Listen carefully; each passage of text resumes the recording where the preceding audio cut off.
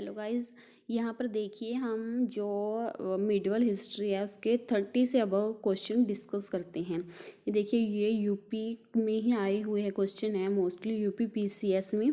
ठीक है, सबसे फर्स्ट क्वेश्चन है रॉबर्ट ब्रूस फ्रूट थे एक, कौन थे ये? इसका आंसर है ए और बी। ठीक है, ये एक पुरातत्वविद भी थे और भू वैज्ञानिक भी थे। इनसाइक्लोपीडिया ब्रिटेनिका के अनुसार रॉबर्ट ब्रूस फूट जो ब्रिटिश भू वैज्ञानिक और पुरातत्वविद थे। जियोलॉजिकल सर्वे से रॉबर्ट जो ब्रूस थे इन्होंने क्या किया, 1863 ईस्वी में भारत में पाषाणकालीन बस्तियों के अन्वेषण की शुरुआत की।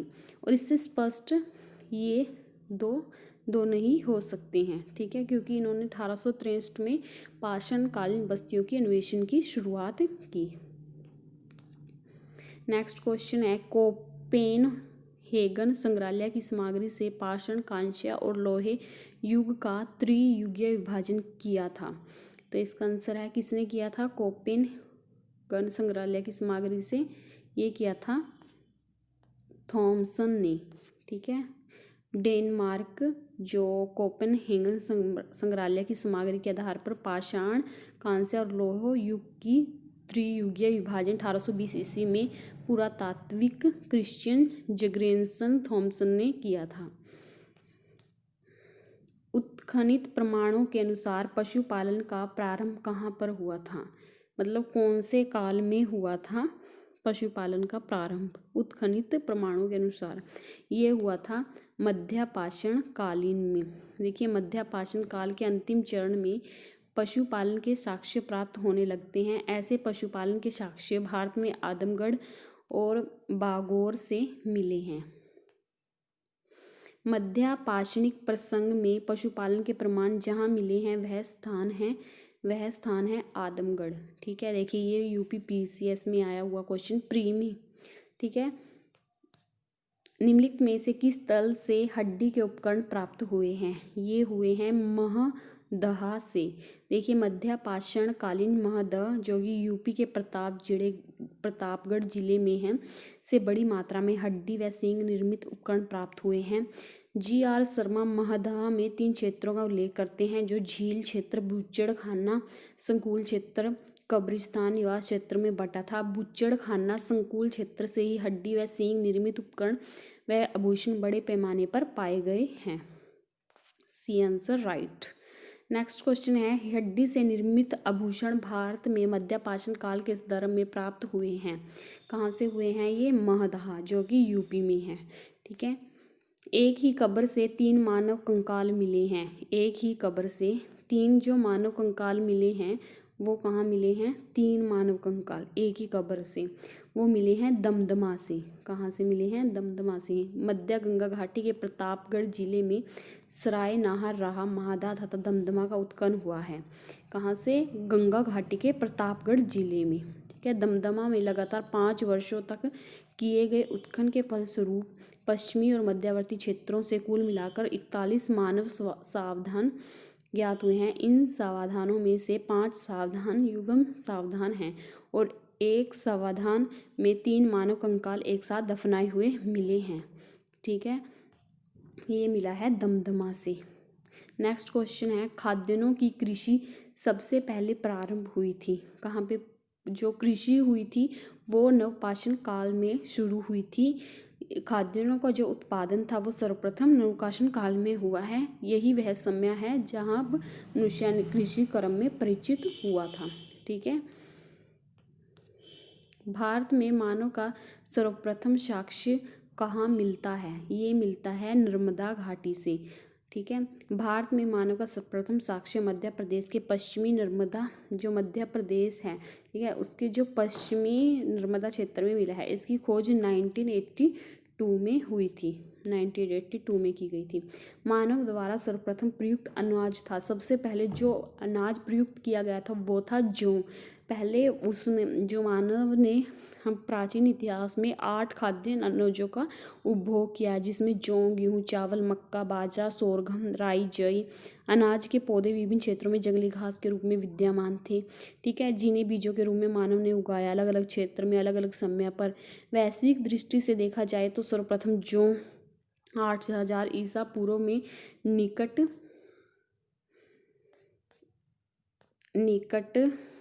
पूर्व भूमध्य सागर व ईरान के मध्य स्थित है। ठीक है, जो कि 8000 ईसा पूर्व के आसपास ही गेहूँ मानव द्वारा उगाया जाने लगा। भारतीय उपमहाद्वीप में कृषि के प्राचीनतम साक्ष्य प्राप्त हुए हैं। भारतीय उपमहाद्वीप में कहाँ से प्राप्त हुए हैं? कृषि के जो प्राचीन काल में तो हुए हैं, नवपाषाण काल में, परंतु साक्ष्य प्राप्त हुए हैं वो हुए हैं लहुरा देव से। नवीनतम खोज के आधार पर भारतीय उपमहाद्वीप में प्राचीनतम साक्ष्य वाला स्थल उत्तर प्रदेश के संत कबीर नगर जिले में स्थित लहुरा देव है। यहाँ से 9000 ईसा पूर्व से 17000 ईसा पूर्व मध्य के चावल के साक्ष्य प्राप्त हुए हैं। इससे पता लगता है कि नवीनतम खोज के पूर्व भारतीय उपमहाद्वीप का प्राचीनतम कृषि साक्ष्य वाला स्थल मेहरगढ़, जो कि पाकिस्तान में है, यहाँ से 7000 ईसा पूर्व गेहूँ के साक्ष्य मिले हैं, जबकि प्राचीनतम चावल के साक्ष्य कोल्डी हवा, ठीक है, बेलन नदी के तट पर है। यहाँ से 6500 ईसा पूर्व के चावल की भूसी के साक्ष्य मिले हैं। ठीक है, ये पढ़ लेना।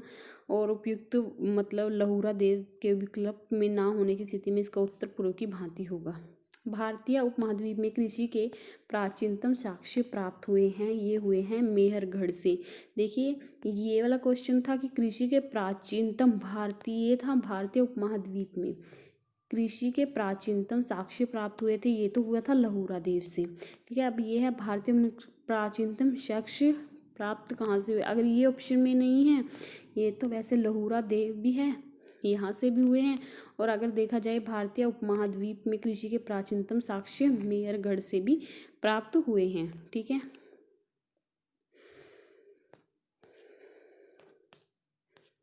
नवपाषाण युग में भारतीय उपमहाद्वीप के उत्तर पश्चिमी क्षेत्र में निम्नलिखित में से किस स्थान पर कृषि के अभ्युदय के प्रारंभिक प्रमाण प्राप्त हुए हैं? ये हुए हैं मेहरगढ़ से। भारत में पशुपालन व कृषि के प्राचीनतम साक्ष्य प्राप्त हुए हैं पशुपालन और कृषि के मेहरगढ़ से।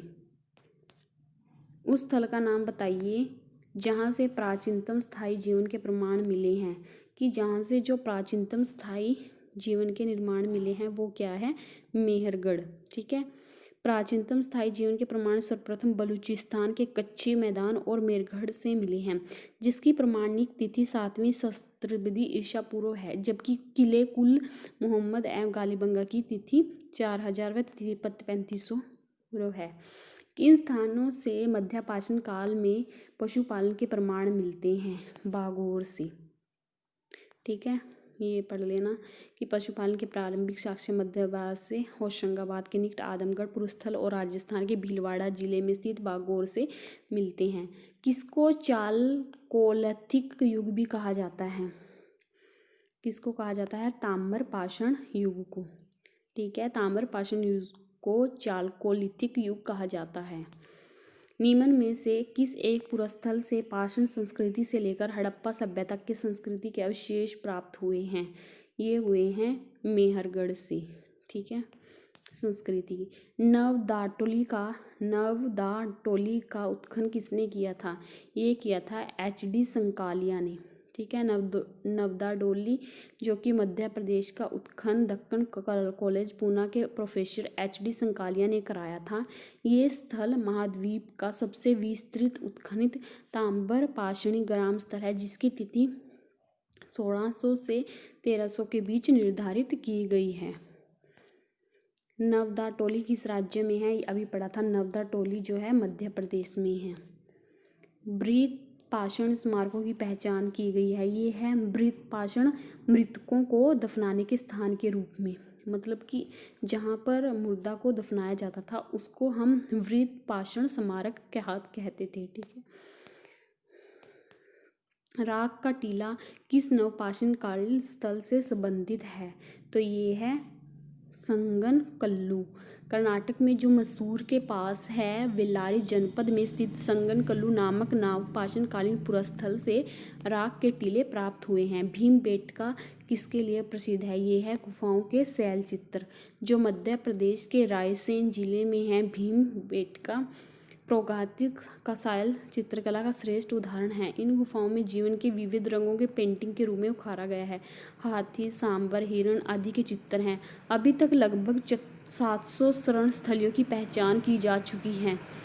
इनमें 243 भीमबेटका समूह में तथा 178 लाख ज्वार समूह स्थित हैं।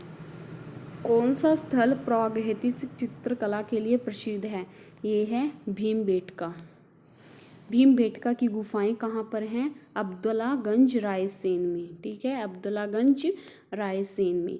भारत में किस शिलाश्रय से सर्वाधिक चित्र प्राप्त हुए हैं? ये हुए हैं भीमबेटका से। ठीक है, गौरिक मृदभांड पात्र का नामकरण हुआ है हस्तिनापुर में। ओसीपी का जो नामकरण हुआ है वो हुआ है हस्तिनापुर में। ताम्रशम काल में महाराष्ट्र के लोग मृतकों को घर के फर्श के नीचे किस तरह रखकर दफनाते थे? उत्तर से दक्षिण की ओर।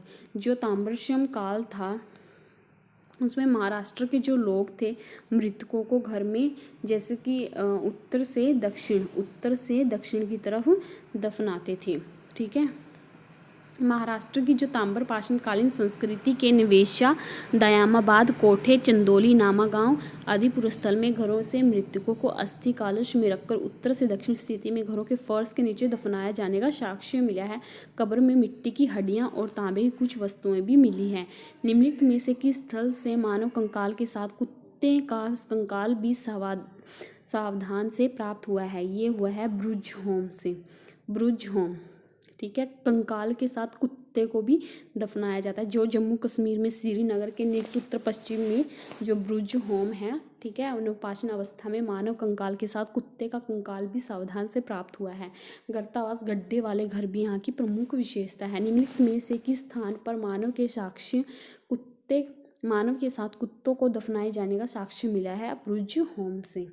गर्त आवास के साक्ष्य प्राप्त हुए हैं ब्रुजहोम से। विंध्य क्षेत्र के किस शिलाश्रय से सर्वाधिक मानव कंकाल मिले हैं? विंध्य क्षेत्र के किस शिलाश्रय से सर्वाधिक मानव कंकाल मिले हैं? ये मिले हैं लेखैया से।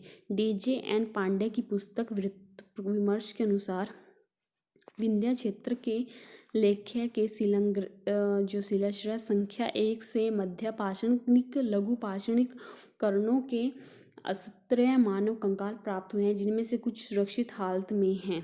ठीक है, लेखैया में कुल 27 मानव कंकालों की अस्थियां मिली हैं। भारतीय पुरातत्व सर्वेक्षण निम्नलिखित विभागों मंत्रालयों में से किसका संलग्न कार्यालय है? यह है संस्कृति का। भारतीय पुरातत्व सर्वेक्षण संस्कृति मंत्रालय के अधीन एक विभाग है। भारतीय पुरातत्व का जनक किसे कहा जाता है? ये कहा जाता है अलेक्जेंडर कनिंघम को। अलेक्जेंडर कनिंघम को एक ब्रिटिश सेनाधिकारी के रूप में बंगाल इंजीनियर्स के साथ काम करने के लिए तैनात किया गया। उन्हें ही भारतीय पुरातत्व के जनक के रूप में जाना जाता है। राष्ट्रीय मानव संग्रहालय कहाँ पर है? फर्स्ट है गुवाहाटी, बस्तर, भोपाल, चेन्नई। इसका आंसर है भोपाल। राष्ट्रीय मानव संग्रहालय जिसका नाम बदलकर इंदिरा गांधी राष्ट्रीय मानव संग्रहालय कर दिया गया है, भोपाल में है। यह भारत सरकार के संस्कृति विभाग के अंदर आता है। ठीक है, यहाँ तक क्वेश्चन थे।